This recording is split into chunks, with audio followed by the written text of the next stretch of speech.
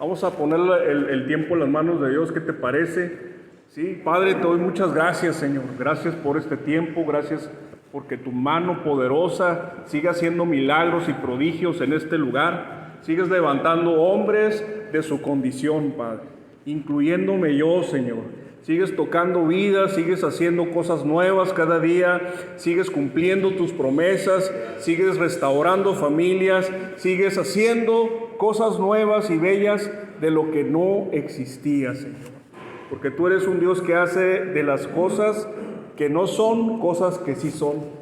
Así que en este día te damos la gloria y la honra y te pedimos de tu favor, Señor, para que podamos comunicar tu palabra como a ti te agrada y que para que las personas, incluyéndome yo mismo, Señor, podamos recibir la palabra implantada como niños recién nacidos, para que así crezcamos en tu conocimiento y a tu amor, en el nombre de Jesús. Amén y amén. Bueno, hermanos, vamos a seguir con el tema de Jonás. ¿Cuántos se acuerdan del tema de Jonás? Les ha bendecido la serie. Este es el último capítulo de todo lo que vamos a hablar de Jonás. Obviamente hay muchas más cosas que hablar, pero quisimos que fuera una serie para que nosotros veamos que en el Antiguo Testamento Dios también pensaba como en el Nuevo Testamento.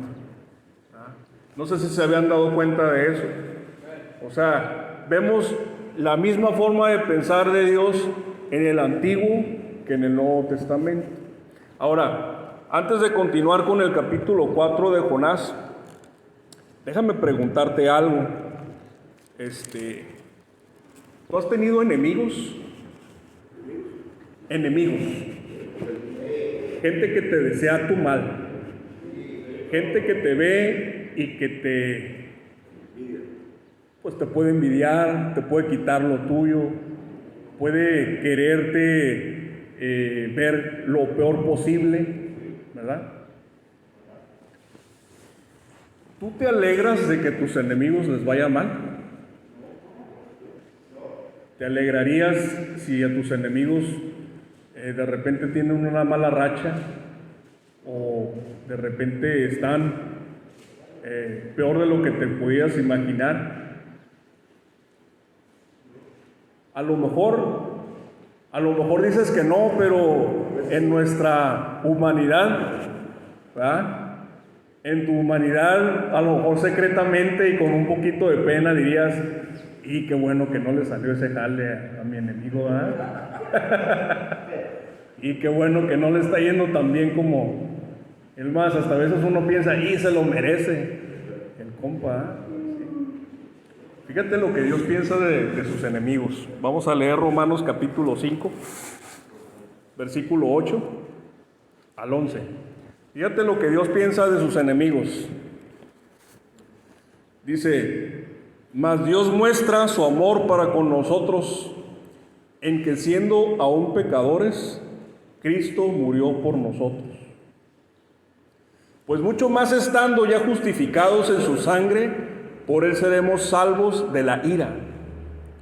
Porque siendo enemigos, fuimos reconciliados con Dios por la muerte de su Hijo. Mucho más estando reconciliados, seremos salvos por su vida. Y no solo esto, sino que también nos gloriamos en Dios por el Señor nuestro Jesucristo, por quien hemos recibido ahora reconciliación. Fíjate, Dios está apasionado por sus enemigos. Dios desea el bien para sus enemigos y está esperando un pretexto para que sus enemigos se vuelvan sus amigos. Está esperando un pretexto para que ese enemigo se vuelva en amistad con él. Un pretexto, algo poquito, ¿verdad? Y hay una historia de un juez que era un juez muy famoso y de muy buena reputación, ya de edad, ya casi para jubilarse, y de pronto se da cuenta que un hijo de él cometió un acto que lo iba a llevar a cadena perpetua. Y el juez, por mucho amor que le tuviera a su hijo, no lo podía perdonar. Si el juez perdonara a ese hijo, sería un mal juez, ¿no es así? ¿Qué tipo de juez sería si perdonara a alguien nada más por tener una relación con esa persona? No podría, ¿verdad? No sería algo correcto, ni siquiera se merecería estar sentado en ese lugar, ¿verdad? Sí. Pero el juez está buscando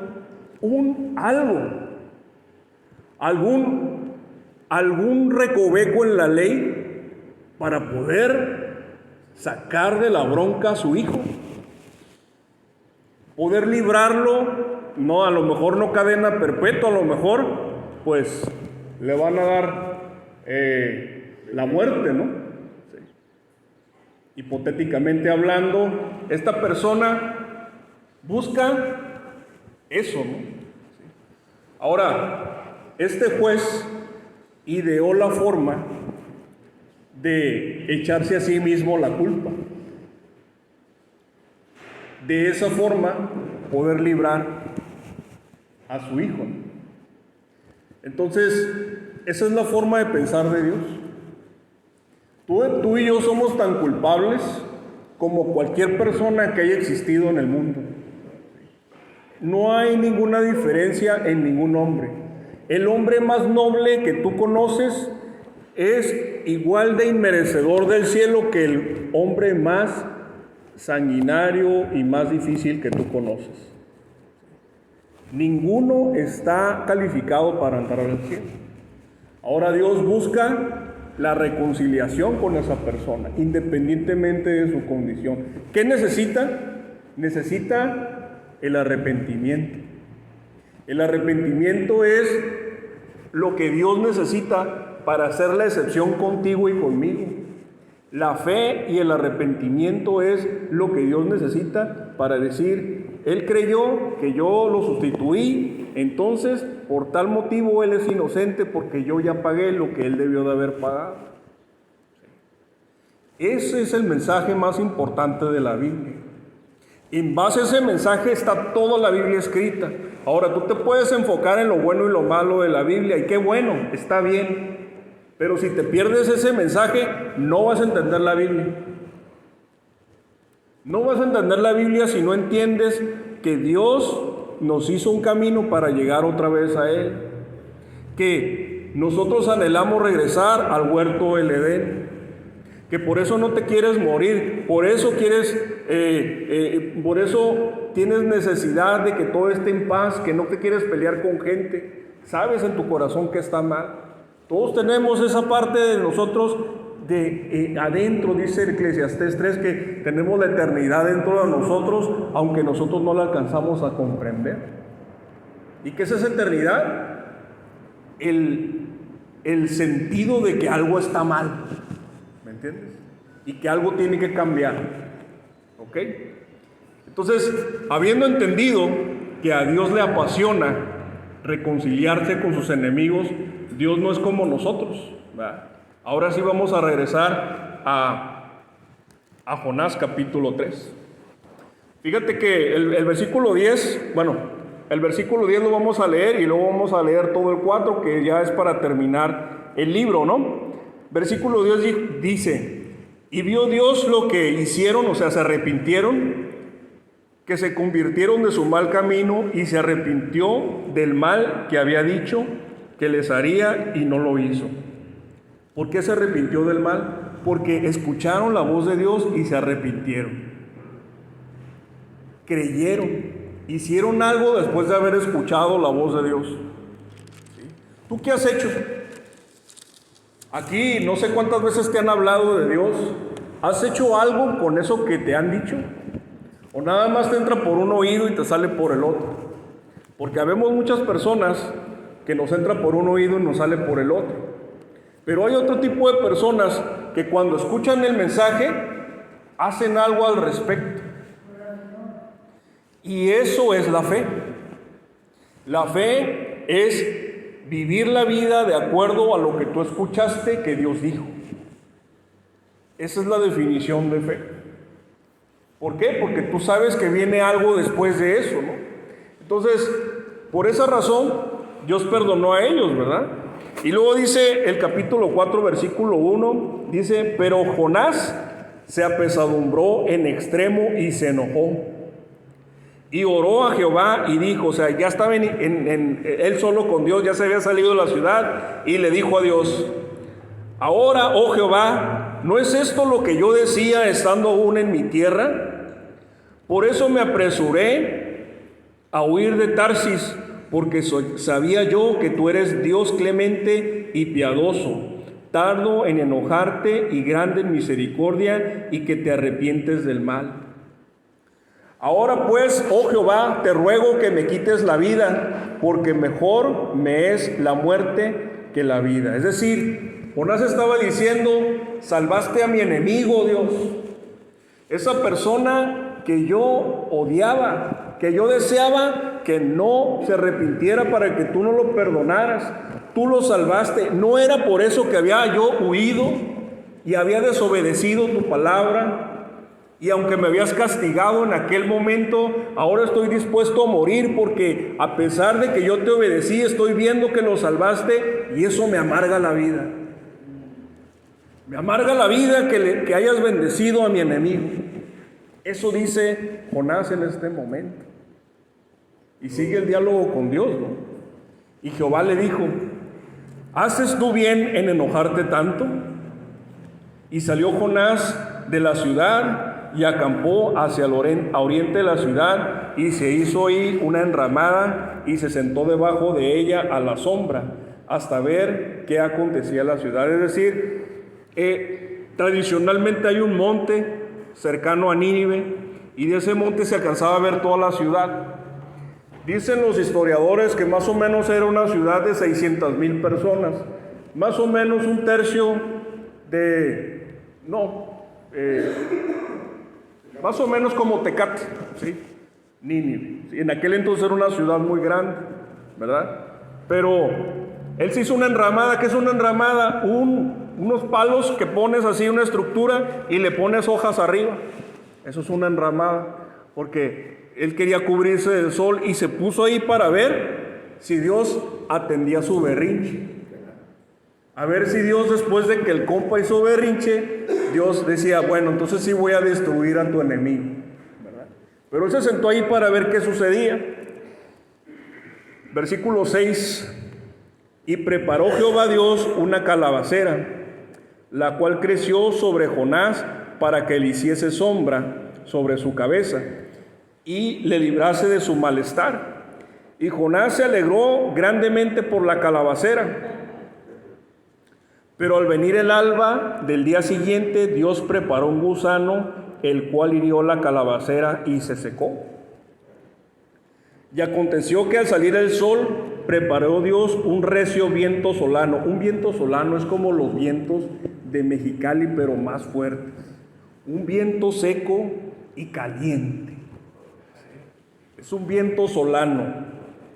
Y el sol hirió a Jonás en la cabeza, y se desmayaba, y deseaba la muerte, diciendo, mejor sería para mí la muerte que la vida. Entonces dijo Dios a Jonás, ¿tanto te enojas por la calabacera? Y respondió, mucho me enojo hasta la muerte. Y dijo Jehová, ¿tuviste tú lástima de la calabacera, en la cual no trabajaste, ni tú la hiciste crecer, que en espacio de una noche nació y en espacio de otra noche pereció? ¿No tendré yo piedad de Nínive, aquella gran ciudad donde hay más de 120,000 personas que no saben discernir entre su mano derecha y su mano izquierda? Esta es una forma de decir que había 120,000 niños en Nínive. ¿Ok? Y muchos animales, o sea, personas que no habían hecho lo malo, vivían en Nínive. Y no sé si se acuerdan cuando Abraham estaba orando con Dios, cuando Dios iba a destruir a Sodoma y a Gomorra. De hecho, estaba dialogando con Jesucristo, ¿sí? Y Abraham le pregunta a Dios, Dios, si hay acaso 50 justos en esa ciudad, ¿la perdonarías? Y no, Dios, y le fue bajando hasta llegar a 10. Y cuando llegó Dios dijo, si hubiera 10, no la destruyo, pero ya no me digas más, porque no llegan a 10, ¿verdad? Resulta que nada más él y su poquita familia, que fue su esposa y sus 2 hijas, salieron de la ciudad. O sea, había 4 justos, bueno, 3, porque su esposa volvió para atrás, ¿verdad? Y aún sus 2 hijas no se salvaron como deberían, porque todavía se quedaron en su mente contaminada de la fornicación de Sodoma y de Gomorra. Pero ese es el tema, ¿verdad? Dios deseaba que las personas se arrepintieran para que sus enemigos ya no fueran sus enemigos. Ahora, fíjate bien la actitud de este camarada. La actitud de Jonás era la actitud del hermano mayor del hijo pródigo. Fíjate que casi siempre que se habla del hijo pródigo hablamos de el compa que se fue a pecar, ¿no? Y casi nunca hablamos del hermano mayor. Y me gustaría que habláramos ahorita poquito de él para comparar a Jonás con el hijo pródigo y también que nos comparemos nosotros, no sea que también nosotros nos hagamos como ese hijo pródigo. Porque déjame decirte, vamos a Lucas capítulo 15, en lo que lo buscas. Déjame decirte que a cualquiera de nosotros nos podría pasar lo del hijo pródigo. ¿Qué le pasó al hermano mayor del hijo pródigo? El hermano mayor fue obediente siempre. Y cuando vio que su papá perdonó a su hermano y que lo recibió como si hubiera sido como si se hubiera ido de viaje nada más, ¿sí? Se amargó igual que Jonás. A veces nosotros creemos que nuestra forma de conducirnos nos da mayor derecho que las demás personas, porque no somos capaces de ver lo que Dios ya nos perdonó a nosotros. Y creemos, fíjate bien lo que te voy a decir, creemos que nuestras acciones y nuestras buenas obras nos merecen el favor de Dios. Lo voy a repetir. Creemos que nuestras buenas acciones y nuestras buenas obras nos merecen el favor de Dios. Pero déjame decirte una cosa. Dios es bueno y nosotros no. ¿Qué haría un Dios bueno con personas que no lo son? Lo que hace Dios es que tenga misericordia de ellos. Entonces Dios mostró su misericordia. Y Jesús está hablando del hijo pródigo y lo pone pone al padre como ejemplo, ¿sí? Vamos a ver el versículo 20 de Lucas 15 y lo vamos a leer brevemente y ahorita lo vamos a explicar. Aquí ya el hijo pródigo regresó y quiero hacer el énfasis en el hermano mayor porque el hermano mayor se parece a Jonás. Dice, y levantándose vino a su padre, o sea, el hijo pródigo, el que se gastó toda la lana de su papá. Levantándose vino a su padre y cuando aún estaba lejos lo vio su padre y fue movido a misericordia y corrió y se echó sobre su cuello y le besó. Y el hijo le dijo, Padre, he pecado contra el cielo y contra ti, ya no soy digno de ser llamado tu hijo. Pero el padre dijo a sus siervos, sacad el mejor vestido y vestidle y poned un anillo sobre su mano y calzado en sus pies. Y traer el becerro gordo y matadlo y comamos y hagamos fiesta, porque mi hijo muerto era y ha revivido, se había perdido y es hallado. Y comenzaron a regocijarse. ¿Quién? El papá con toda la gente de su casa, sus siervos, la gente que conocía y todo, menos el hermano mayor. El hermano mayor no se gozó de que el padre haya vuelto a recibir en casa a alguien arrepentido. Y el papá lo consideraba como muerto porque él había negado su casa. Básicamente, espero que no sea tu caso, pero hay personas que le hablan a la cara a su familia y le dicen, a mí ya no me consideres tu hijo. Eso es lo peor que tú le puedes decir a un padre o a una madre. Yo ya no soy tu hijo. Es un insulto tan grande el desasociarte de tu familia, porque tú aborreces a tu familia y te desasocias de ella. Entonces, el hijo pródigo hizo eso. con sus acciones y su manera de ser. Él estaba diciendo a su papá: ya no me llames tu hijo, yo ya no quiero, no tengo nada que ver contigo. Tu manera de vivir no es algo que a mí me agrade, tu manera de ser no es algo que yo quiera imitar. Entonces, dame lo que me toca, que yo no me gané ni que yo hice, y me lo voy a ir a gastar en cosas que a mí me gustan. ¿Qué tendría que pasar en la mente de una persona para que pase eso? Ahora, ¿qué tuvo que pasar en la mente del hijo pródigo para regresar a su padre? Tuvo que caer en lo bajo, tuvo que ser humillado, tuvo que palpar el hambre, tuvo que palpar la muerte, como ya lo hemos visto en Jonás, como Jonás al borde de la muerte se pudo arrepentir, ¿no? Versículo 25.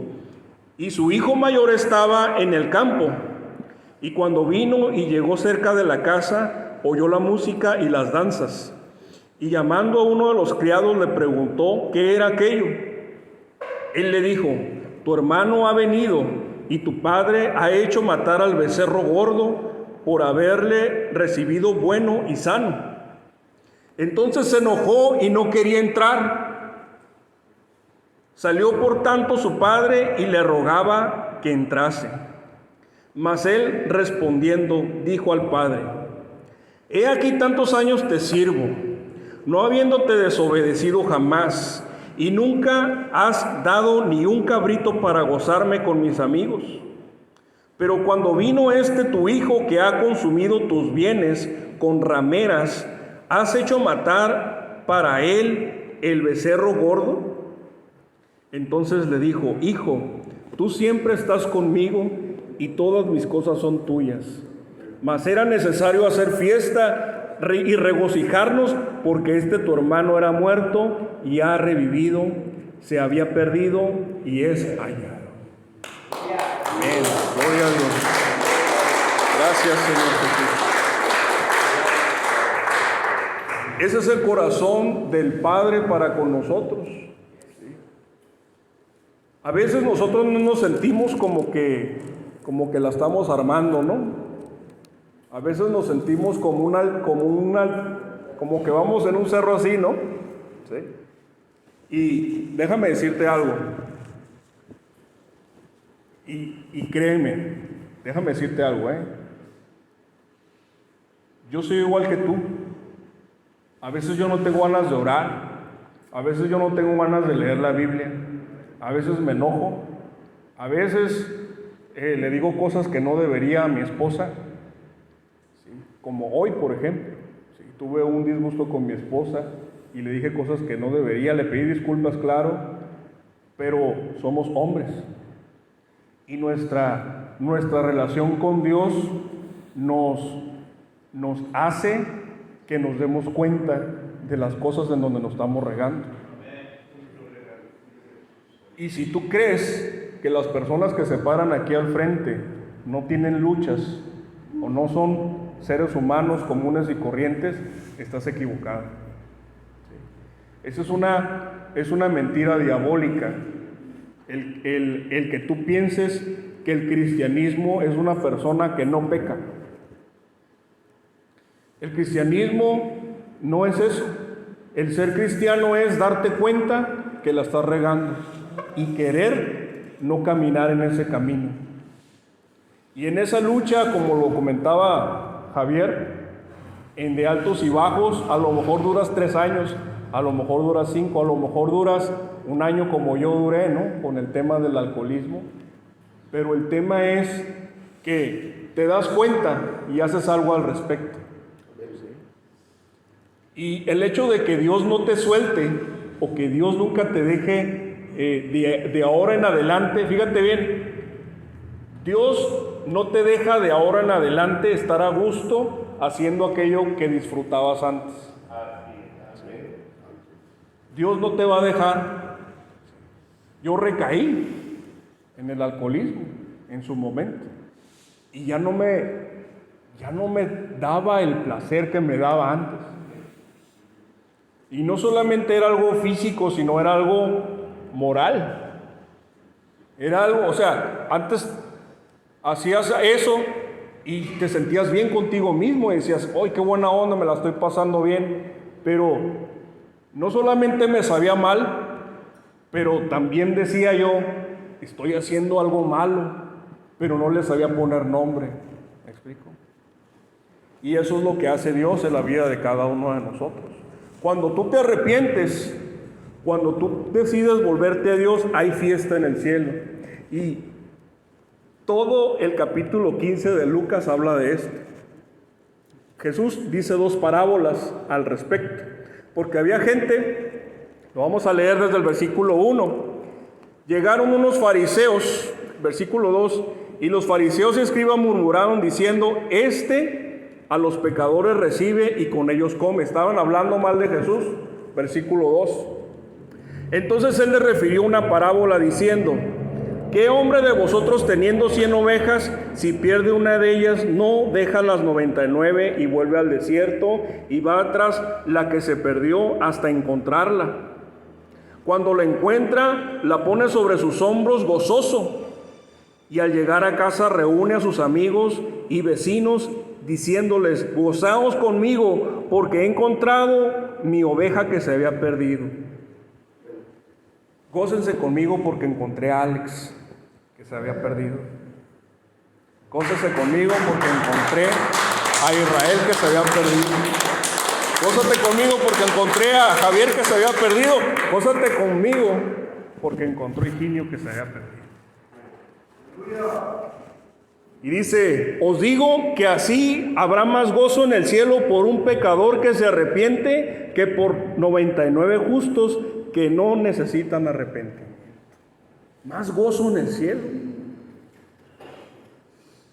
Y para terminar, la siguiente parábola dice, ¿qué mujer que tiene 10 dracmas? El dracma es el salario de un día, de un jornalero. ¿Sí? Si pierde un dracma, no enciende la lámpara y barre la casa y busca con diligencia hasta encontrarla. Y cuando la encuentra, reúne a sus amigas y vecinas diciendo, gozaos conmigo porque he encontrado la dracma que había perdido. Así os digo que hay gozo delante de los ángeles de Dios por un pecador que se arrepiente. Un pecador. ¿Tú ya te arrepentiste? Ya te arrepentiste, ya le dijiste a Dios, Dios, la estoy regando, no estoy viviendo como sé que a ti te gusta, pero perdóname, recíbeme, sé mi Dios, entra en mi vida, quiero tener una relación contigo, quiero que tú me recibas como recibieron al hijo pródigo. Yo sé que no me merezco estar en tu casa. Yo sé que no me merezco ni siquiera comer de la comida que come la gente que está contigo, pero tú eres bueno y misericordioso, grande en misericordia, tardo para la ira, que te arrepientes del mal que decidiste hacer a tus hijos. ¿Por qué? Porque tú encontraste arrepentimiento en ellos y un corazón contrito y humillado, oh Dios, tú no desecharás jamás. Te damos muchas gracias, Padre, porque tu misericordia es desde la eternidad hasta la eternidad.